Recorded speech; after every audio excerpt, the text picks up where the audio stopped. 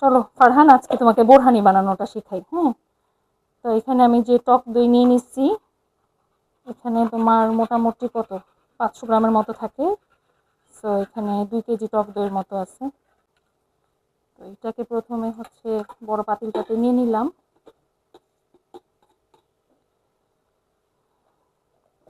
এইভাবে চারটাই নিয়ে নিব। এবার আমি এটার মধ্যে তোমার একটা একটা করে সবগুলো দিব। ওরকম এক্সাক্ট পরিমাণ না, কিন্তু তোমার হচ্ছে যে খেয়ে খেয়ে টেস্ট করে দেখে নিতে হবে যে যার যার পছন্দ অনুযায়ী ওরকম টেস্ট আসছে কিনা। ভালো করে মিশিয়ে নিলাম এটা, তাহলে একদম ক্রিমি একটা টেক্সচার হবে। পানিটা একটু পরে দিচ্ছি। এই যে একদম ক্রিমের মতো টেক্সচার হয়ে গেছে। তো এবার ধরো প্রথমে এই যে চা চামচের 1 চামচ দিলাম কাঁচামরিচ বাটা।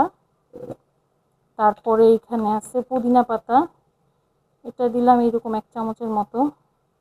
পুদিনা পাতার আসলে অনেক কড়া স্মেল,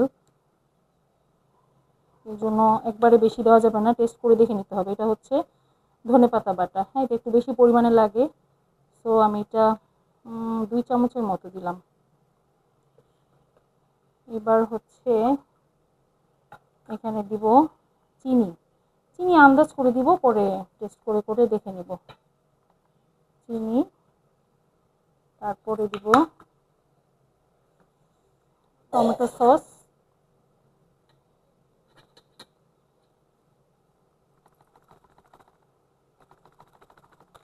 তারপরে দিব হচ্ছে বোরহানির মশলা। বোরহানির মশলা মোটামুটি অনেকটাই লাগে। আচ্ছা, আমি কিছুটা রেখে দিলাম, পরে টেস্ট করে বাকিটা আবার অ্যাড করব। আর একটু বিট লবণ দিব, বিট লবণ দিলে টেস্টটা অনেক ভালো হয়, সামান্য পরিমাণে। চটপটি মশলা আর নর্মাল লবণ দিব, দিয়ে তারপরে হচ্ছে মিক্সচারটা কমপ্লিট করে তারপর টেস্ট করে দেখব। এখন হচ্ছে মিক্স করব সব কিছু। আবার আরেকটু অল্প একটু করে দিলাম, পানি নিলাম, আর একটু টমেটো সস দিলাম, চিনি, তারপর হচ্ছে একটু কাঁচামরিচ বাটা, একটু ধনেপাতা বাটা, পুদিনা পাতা বাটা। এখন আমার পছন্দ মতো এটা টেস্টটা হয়েছে। এই যে বোরহানি, এটা চাইলে থেকেও নিতে পারে কেউ, যদি এমন পছন্দ না করে, বাট আমার এভাবেই ভালো লাগে। একটু বরফ দিয়ে নিলে অনেক টেস্টি হয়।